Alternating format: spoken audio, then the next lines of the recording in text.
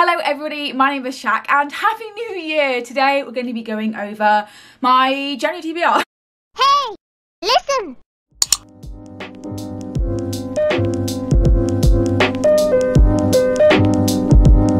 So obviously, as we know, last year wasn't the best reading year for me, and I got thinking to myself, why wasn't it a good reading year for me? And I think apart from the whole like quarantine, this year has been so shit for everybody kind of thing, I think that one of the main reasons why I didn't read as much is because I wasn't participating in as many readathons. Reading with purpose and reading to a theme and challenges and hold myself accountable, vlogging, and just having a good time. So I decided to kind of act like every single TBR this year has a readathon, and like I've given myself prompts. Now I think a lot of people do this, haha. I think a lot of people do this and make sure that their reading fits like certain prompts every week. I have some really exciting TBR videos that are coming, and I think one of them is coming in February. That is what I need. I need structure and I need something to like give me an incentive to read and like I'm fulfilling prompts. So my reading goals for this year include 4 books a month, so that works out about 1 book a week, which is 52 books in the year. Now I have had such a drive for reading as of late, like this past like 2 weeks after Christmas. I've had such a desire to read because I got loads of new books for Christmas, and I've been watching a lot more booktube because a lot more people have been doing bookmas and vlogmas, and it's just been great. So that goal might be a little bit small, and I kind of am more aiming towards the 100 book mark,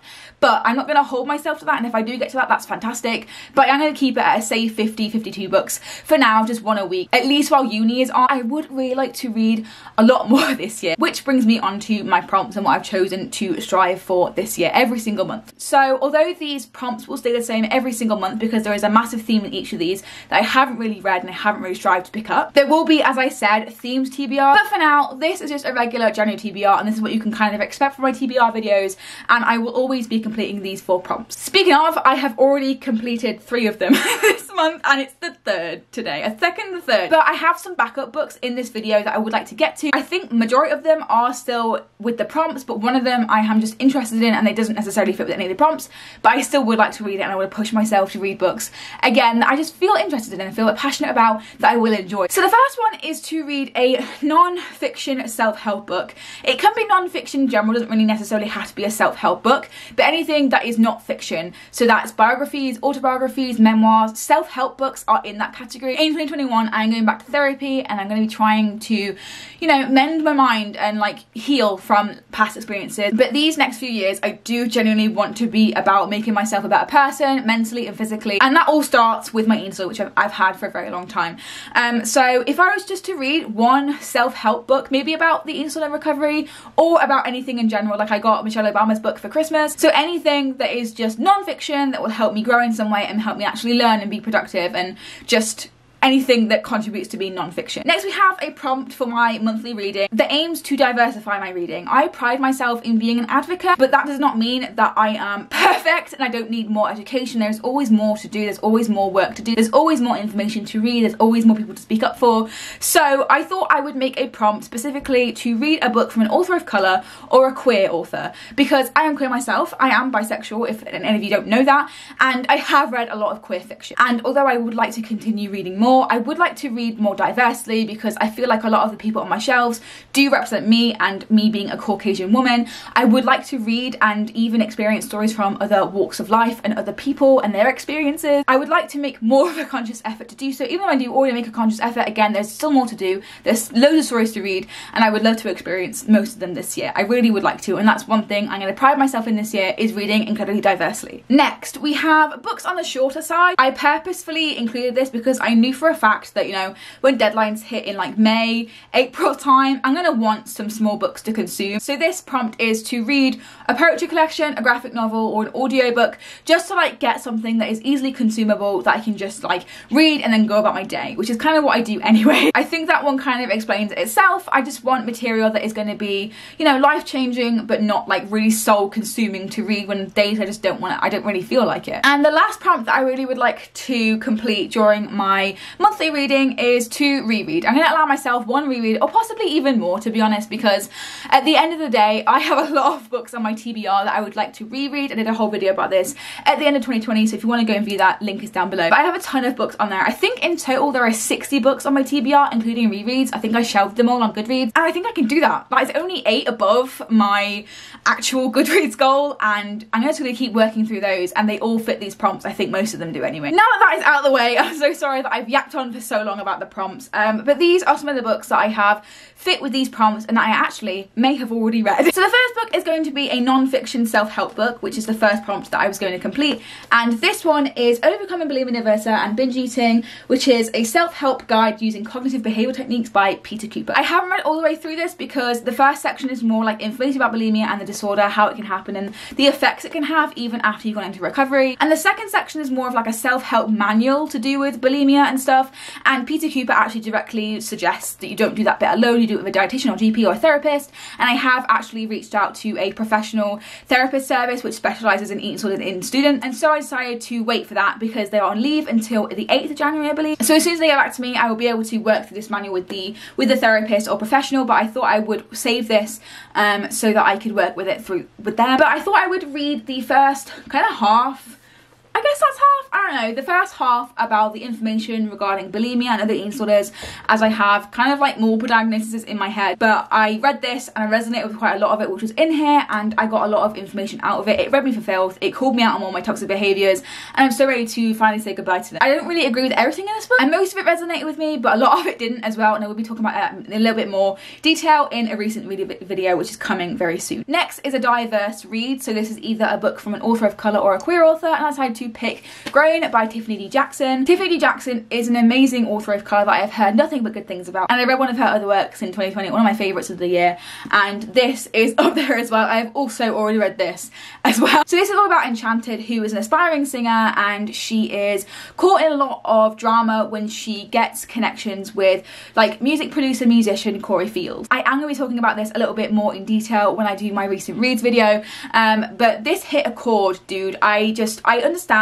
how badly black women are treated in the criminal justice system, also in society in general, but particularly in hospitals and also in the criminal justice system, and this just hit that on the head. I think that Tiffany D. Jackson did an amazing job with this. She's an amazing storyteller, so gifted, so talented, and I'm so glad that I took the time to read this and read Enchanted story because it truly was amazing. It was brilliant, and I'm so glad that I read it, and it's on my January TBR, even though I have already read it. This is the last book that I have already read this year, and it's not even January fucking 3rd yet. That is a poetry collection for this month, and that is Homebody by Ruby Kaur. This was a gift for Christmas from my best friend Aloy. This and Grown were also featured in my New Year book haul, which I'll also leave a link to down below. But yeah, I really enjoyed this one as well. It was a little bit disappointing compared to Ruby Kaur's other works, but I still really enjoyed it, and it fulfilled the poetry collection slash graphic novel slash audiobook prompt of this month, and I've already read it, so that's fine. Lastly, we have my reread of this month, and that is Renegades by Marissa Meyer. This is the first book in the Renegades trilogy. There is Arch Enemies and also Supernova as well. I wanted to reread this one because Supernova and Arch Enemies have been staring me down lately, and I could not remember